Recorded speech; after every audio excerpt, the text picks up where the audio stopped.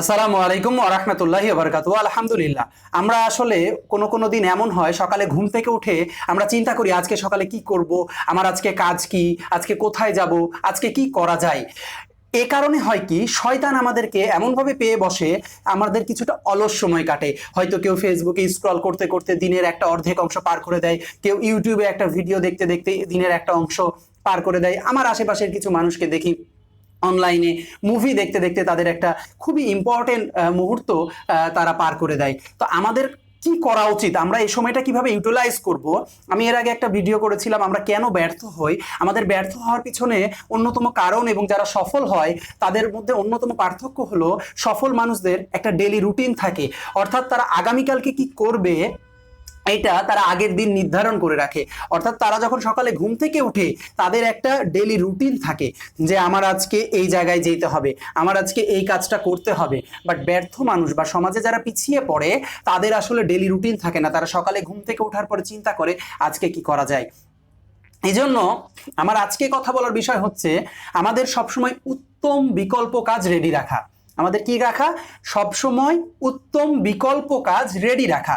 অর্থাৎ আমি কি করব এটা যেন আমার ফিক্স থাকে। আমার সময় যেন এমন থাকে না যে আমার এখন কি করব আমি তো জানি না, আমার তো কোনো কাজ নাই।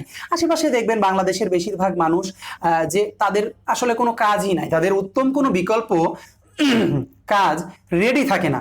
যে কারণে হয় কি, তাদের কোনো লাইফের গোল নাই, তাদের কোনো লক্ষ্য নাই, তারা কি করবে তারা নিজেরাও জানে না। তারা নিজেরাও কাইন্ডস অফ একটা বিক্ষিপ্ত পথহারা দিশেহারার মতো চলাফেরা করে।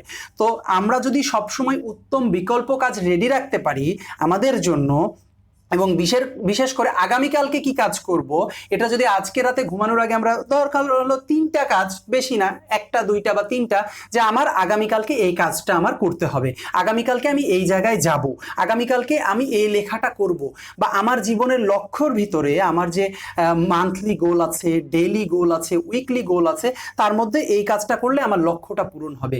আমরা যদি এরকম করে সবসময় উত্তম বিকল্প কাজ দিয়ে আমাদের সময়টাকে পরিপূর্ণ করে রাখি, তাহলে এই যে ফেসবুকে অলস সময়, ইউটিউবে অলস সময়, বা বিভিন্ন মুভি দেখে বা বিভিন্ন জায়গায় উল্টাপাল্টা বন্ধুদের সাথে আড্ডা দিয়ে আমাদের যে অলস সময়গুলা পার হয় সেটা আসলে আমাদের জন্য ক্ষতিকর। তো আমাদের সবসময় উত্তম বিকল্প কাজ রেডি রাখতে হবে নিজেদের গ্রোথের জন্য, নিজেদের পরিবারের জন্য, নিজেদের সমাজের জন্য, দেশের জন্য এবং পুরা উম্মার জন্য। তো আসুন চেষ্টা করি আমরা সবসময় উত্তম বিকল্প কাজ দিয়ে নিজেদেরকে ব্যস্ত রাখবো। আমরা অপ্রয়োজনীয় কাজে বা নিজেদের ডেইলি রুটিনকে এমন কোনো ফাঁকা সময় রাখবো না যেটাতে শয়তান আমাদের উপরে চেপে বসে আমাদেরকে বিক্ষিপ্ত কাজে ব্যস্ত করে দেয়। আসসালামু আলাইকুম ওয়া রাহমাতুল্লাহি ওয়া বারাকাতুহু।